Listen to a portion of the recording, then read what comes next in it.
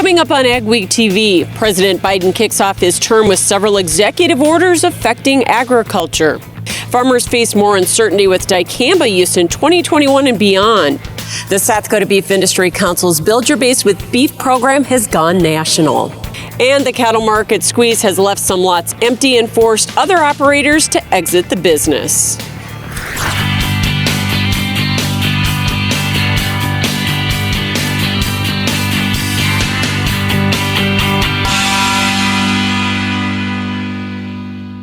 Welcome to AgweekTV. I'm Michelle Ruck. Thanks for joining me on the road this week at the 24th Annual Sioux Falls Farm Show. The regional event showcases the latest agricultural technology and services, plus the convention and Denny Sanford centers can accommodate even the largest farm equipment. I think this is just a great facility to have an event. You know, with the Premier Center and the large overhead doors, we can get really some big ag equipment in here. So it's a great show to come and browse, look at everything from tractors to ultra-large grain bins and a lot of great equipment.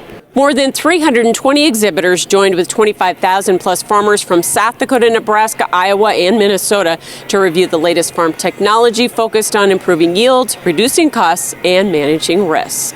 President Biden has been busy this week ordering a review of various federal regulations and signing a long list of executive orders. Included is one directing aggressive climate change policy and rejoining the Paris Climate Accord. In a move that could help renewable fuel policies, Biden's order directs agencies to revisit vehicle fuel economy standards rolled back in recent years, as well as other fossil fuel emission standards and methane emission standards. Biofuels officials say they hope the administration views their industry as a solution to climate change. If done right, climate policy can really reward farmers for practices that sequester carbon in the soil, reward ethanol producers for reducing the carbon intensity of their facilities. Livestock groups also want to emphasize to the administration that producers are more sustainable.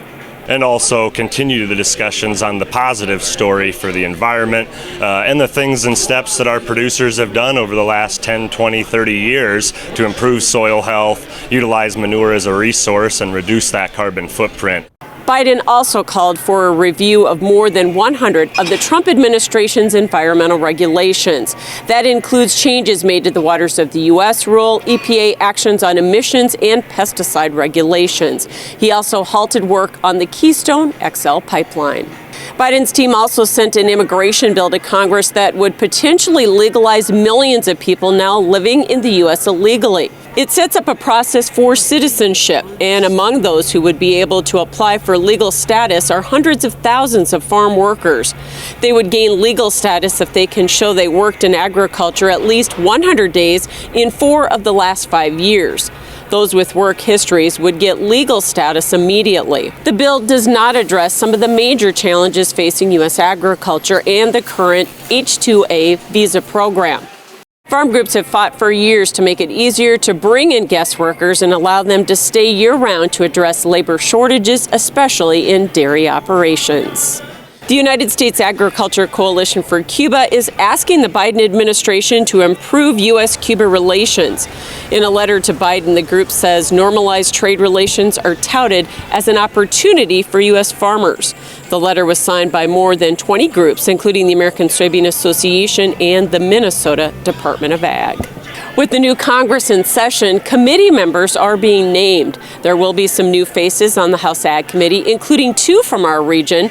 Representatives Michelle Fischbach of Minnesota and Randy Feenstra of Iowa were named as new members and will help set food and ag policy, including writing a new farm bill. Returning members include South Dakota's Dusty Johnson and Minnesota's Jim Hagedorn. U.S. soybean exports are on record pace just a few months into the marketing year. As of January 28th, soybean export sales to date totaled 2.125 billion bushels. That's 96% of USDA's projection for the whole year. China is 60% of that total at 1.28 billion bushels. They're crushing beans for feed as they rebuild their hog herd after African swine fever. Certainly at the pace that we've started out this marketing year, with both sales and loadout, I mean, global demand continues at a pretty significant pace. U.S. beans look cheap to China compared to their domestic price, which hit nearly $18 on Thursday. U.S. corn exports are also robust, now totaling 2.1 billion bushels, 82% of projections. China's tendered nearly 614 million bushels, including 147 million bushels they bought just this week. They're also importing U.S. sorghum and wheat, and ADM reported Tuesday China had purchased 200 million gallons of U.S. ethanol for delivery during the first half of this year. A new Dicamba label law has some farmers and applicators confused and concerned. A surprise EPA announcement left over from the Trump administration broadens the endangered species limitations and increases buffer zones for spraying. The new label is on Extendamax, Ingenia, and Tavium used on dicamba-tolerant soybeans in this region. Pesticide Administration Specialist Andrew Thostenson says EPA published some restrictions last October, but no one seemed to realize how widespread they were. And he says the mitigation measures will be hard to follow. I won't say they're impossible, but it puts them in a very, very difficult bind in terms of either following the pesticide label or ignoring it. I'm also hopeful that both farmers and custom applicators, inventive as they are, they may come up with some logistical solutions to deal with this hurdle. Galen Sharesky says the new label will effectively prevent him and other applicators from spraying dicamba close to field borders on soybean fields. He says it will put a stranglehold on his ability to serve his clients, many of whom he sold seed to go with the chemical he now can't spray. If you go into spraying dicamba using the proper technologies from the proper adjuvants, label technologies, and not spraying in stupid winds, you can do an excellent job on Extend. North Dakota Ag Commissioner Doug Goring says his department is still evaluating the change. Coming up on AgweekTV, cattle producers feel the market squeeze.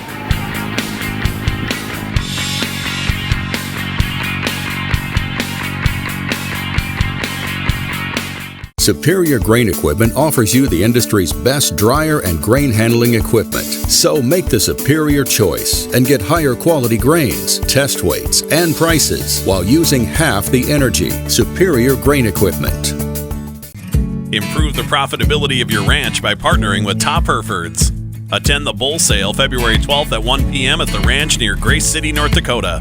When you buy a Top Herefords bull, you're getting top-of-the-line genetics and the benefits of marketing your feeder cattle and replacement quality heifers direct. It's a common-sense approach to greater profits on your ranch.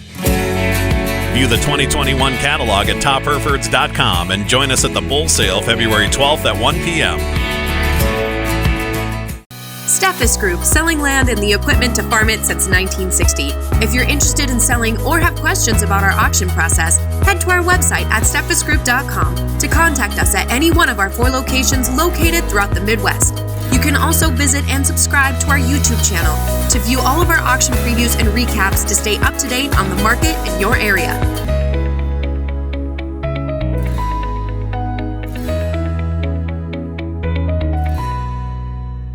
When you think about it, productivity starts at planting. So it's time to rethink how productive your planter can be. We did with the new Case IH 2000 Series Early Riser Planter. We rethought your row unit so it's tougher, more accurate. We rethought your meter, took the most precise technology, factory installed it. We rethought every inch of the Case IH Early Riser Planter to make it the most productive planter around. And if you think about it, that's exactly what you want. Small or large, Superior Grain Equipment has a storage solution for you. From top to bottom, we offer the industry's best bins and warranties to protect your products and your grain storage investment. Make the superior choice today with Superior Grain Equipment.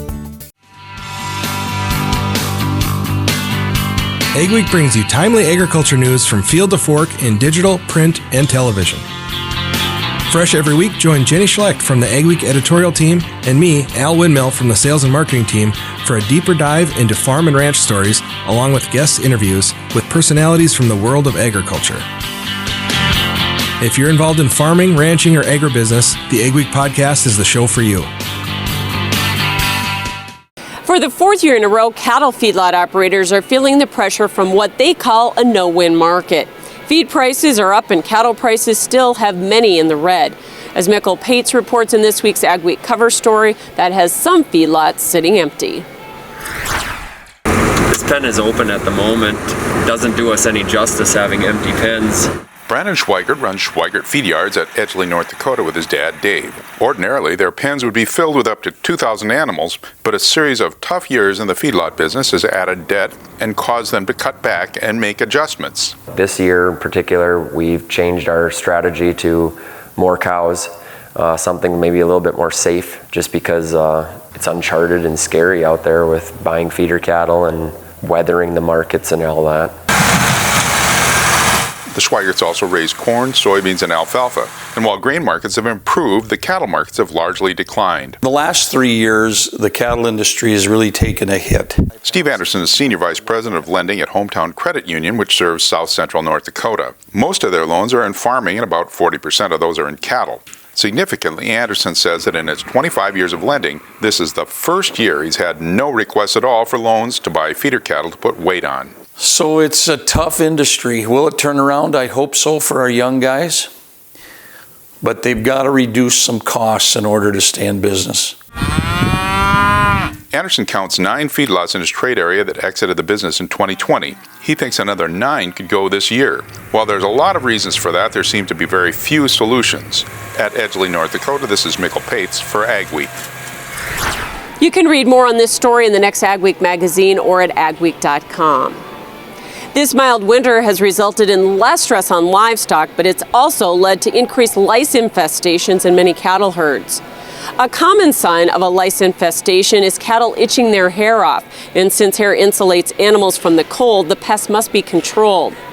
NDSU veterinarian Gerald Stucca warns against treating cattle for lice too early, as it won't be as effective. You'll have better control if you wait to treat them until it's cold and the lice are more active.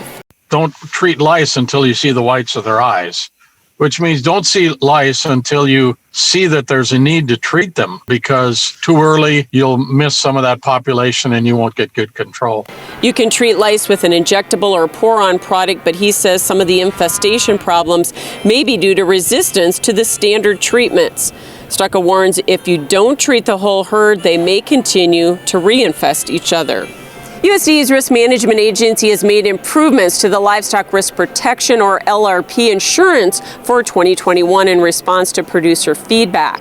Specifically, it increases feeder and fed cattle limits to 6,000 head per endorsement, 12,000 head annually, and for swine to 40,000 head per endorsement, or 150,000 head annually. RMA modified the requirement to own insured livestock until the last 60 days of the endorsement, increased endorsement lengths for swine up to 52 weeks, and allowed unborn livestock to be insured. Ahead on AgweekTV, a new report shows milk is losing ground to plant-based beverages. And later, the pandemic seems to be giving organic growers record sales.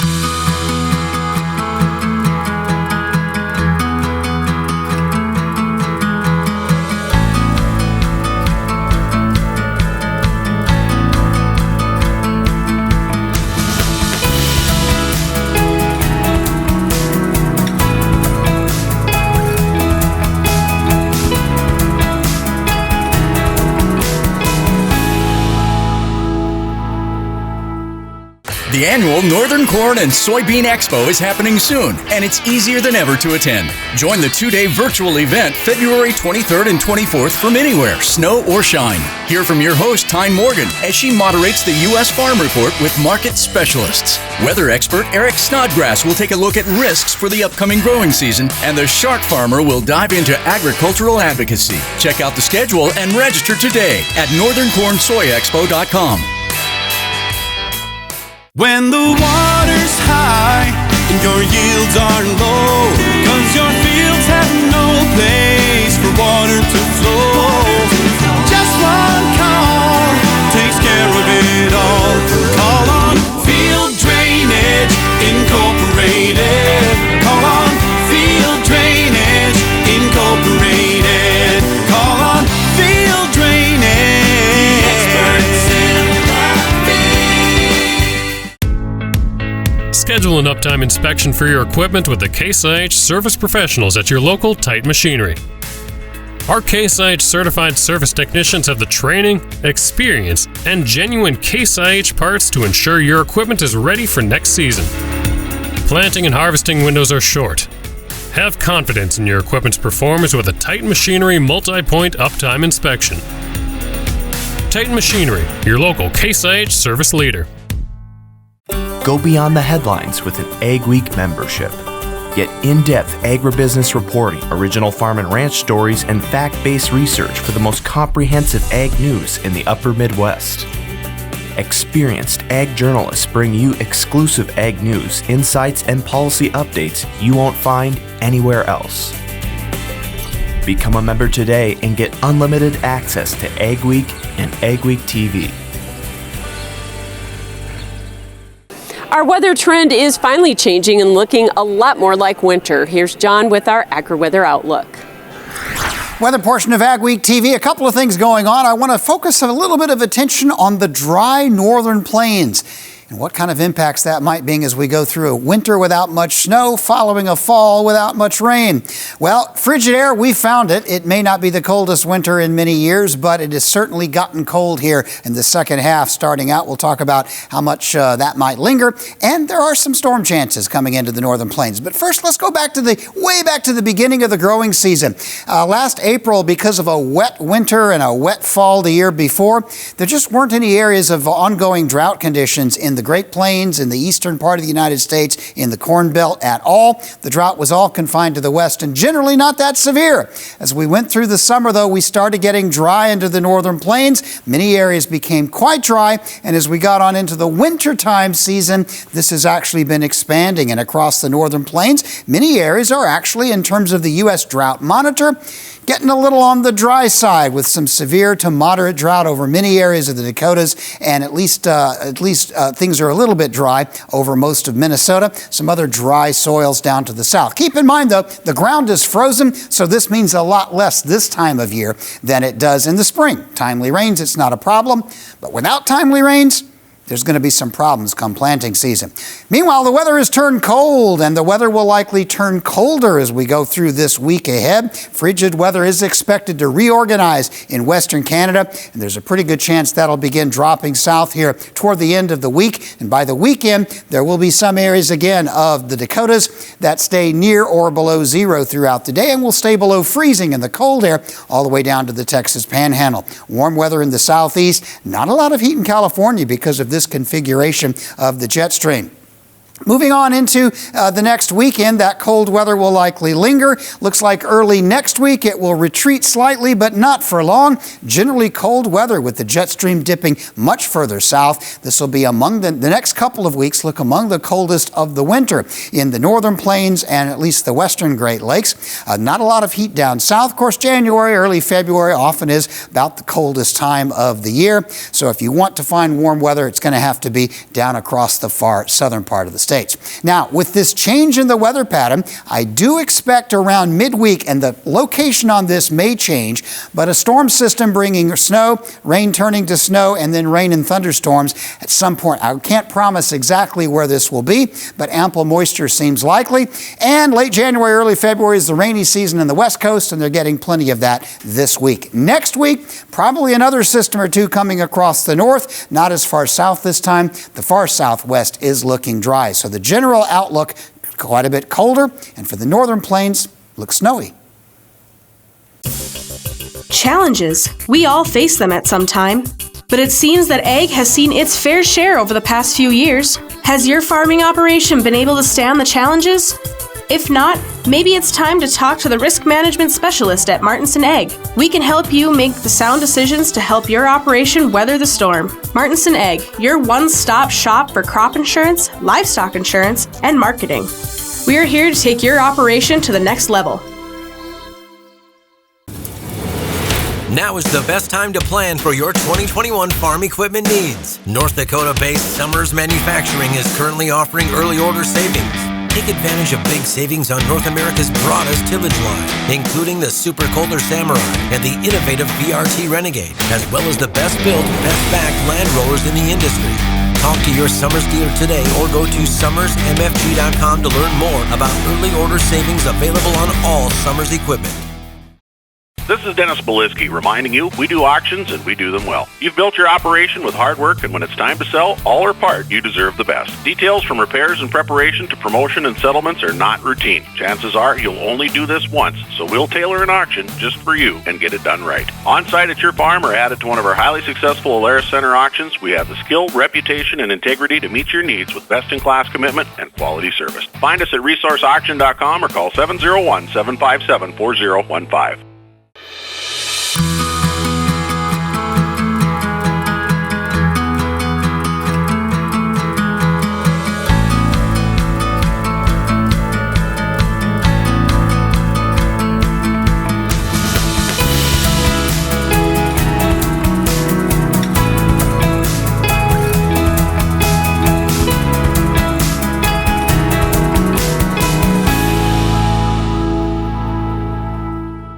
We're going to talk today about a revolutionary auto steer product that you guys have developed. We back one of these things in, it'll drain a 40-acre patch just within hours. What can you tell us about what dairy farmers do to make sure that their animals are happy? Their care is our primary concern. Is there still time for producers to get storage bins up? Absolutely. We still can definitely get something up and ready for corn harvest.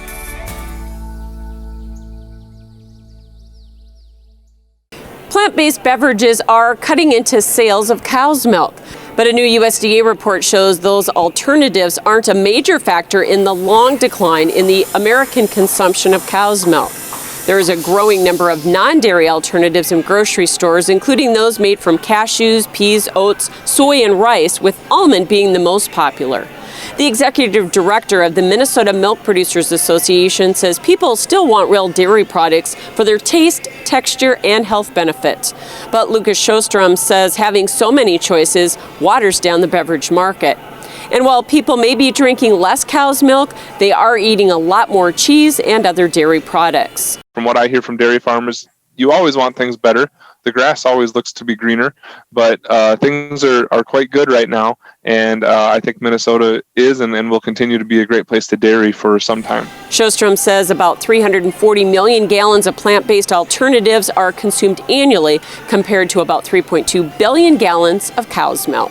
Organic farming is seeing a big boost during the pandemic. The 2020 Organic Produce Performance Report shows sales finished up 14% in 2020 from the year before. Ben Bisbach is an organic farmer who grows heirloom beans in the Root River Valley of southeast Minnesota. Like many organic producers, he saw record sales this year and thinks there's an overall renewed interest in healthy local food. With a virus going around, people are thinking a lot more about their health. And so I think that a lot of people in that situation think about organic versus, conventional, or they think about eating beans instead of eating so much meat, or they think about cooking a home-cooked dinner instead of throwing a frozen pizza in the oven. Organic Valley, the nation's largest organic farmers co-op based in Wisconsin, reports 11 straight profitable months in 2020 based largely on increased demand for organic milk. That's coming off 3 years of red ink. So co-op executives are looking at how to stay profitable after the pandemic. Still ahead on AgweekTV, a local beef campaign is going national with the help of an Olympic hopeful. Growing up as a kid, Gateway was always the grain bin building and the grain handling people that were out in our area. One of the reasons we chose to go with Gateway was they're the leader in the industry and they are the #1 Brock dealer in the United States. We've really liked the Brock design and some of the designs that Gateway has come up with throughout the years. My best advice would be to just put your trust in them and let them come up with the design that's going to fit your needs. The annual Northern Corn and Soybean Expo is happening soon, and it's easier than ever to attend. Join the 2-day virtual event February 23rd and 24th from anywhere, snow or shine. Hear from your host, Tyne Morgan, as she moderates the U.S. Farm Report with market specialists. Weather expert Eric Snodgrass will take a look at risks for the upcoming growing season, and the Shark Farmer will dive into agricultural advocacy. Check out the schedule and register today at northerncornsoyexpo.com. For AgWeek, this is Mikkel Pates at Watertown, South Dakota. We'll look at the positive impacts that dairy can have on the community. A Minnesota couple has put a grain bin to a new use. Spoiler alert, it's not grain. This elaborate system of tubing with the downhill slope is how Maplewood State Park gathers sap to make syrup. Thanks for joining us for this week's edition of AgWeek TV. Remember, for all your ag news, go to agweek.com or follow us on Facebook and Twitter as well.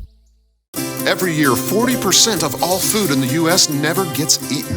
40%. That's almost half the food we produce. Food waste is a serious problem. It impacts all of us. And it's expensive. Your family is throwing $1,500 a year in the trash. We're working hard to put food waste on the chopping block. And you can do the same at home. Learn how to cook it, store it, and share it. Just don't waste it. Go to SaveTheFood.com.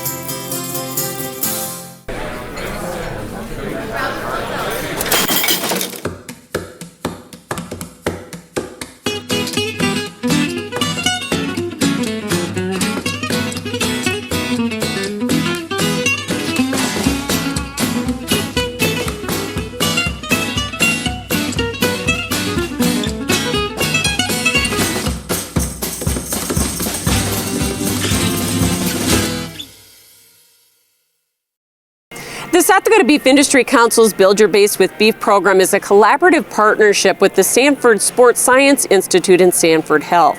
The program recently went national and enlisted a professional athletic endorsement. I caught up with this former University of South Dakota standout who is now on the road to the Olympics. USD and U.S. pole vault champion Chris Nielsen backs the Build Your Base program because nutrition and beef are key to his training regime. One of the biggest things that I've learned from becoming a professional athlete is how important nutrition is. And with the Build Your Base program, their comprehensive sports nutrition program, their premier protein is beef. And coincidentally, since I was a freshman in college, my pre-meet meal has been some form of beef. His coach, Derek Miles, turned him on to beef, and he says it's improved his performance and recovery. I think that's when I first started to notice how positively influential beef can be the night before a meet, having that good protein right before you go into a competition. He says the protein in beef is also essential to athletes for muscle recovery. Just as important as it is to stem up for a meet or some kind of practice day with good nutrition, you need to replenish everything you lost after, a hard workout. Nielsen says beef is a nutrient-dense whole protein and his preference as an athlete. It's either been steak and pasta, steak and veggies, or just ground beef and mix it together with some other kind of food. The amount of protein that you can get from even just like a 3-ounce steak is exponential compared to a bunch of other proteins. And beef is easy to incorporate into his busy lifestyle as he trains for a spot on the U.S. Olympic team. Miss Rodeo America and Oral, South Dakota beef producer Jordan Tierney has also endorsed the program. She says beef is important to her diet, especially while traveling. She's not only sharing beef's nutritional message, but the gate-to-plate story of how beef is produced. Thanks for watching this week's edition of AgWeek TV. Remember, for all your ag news, go to agweek.com, and you can follow us on Facebook and Twitter as well. Have yourself a great and safe week.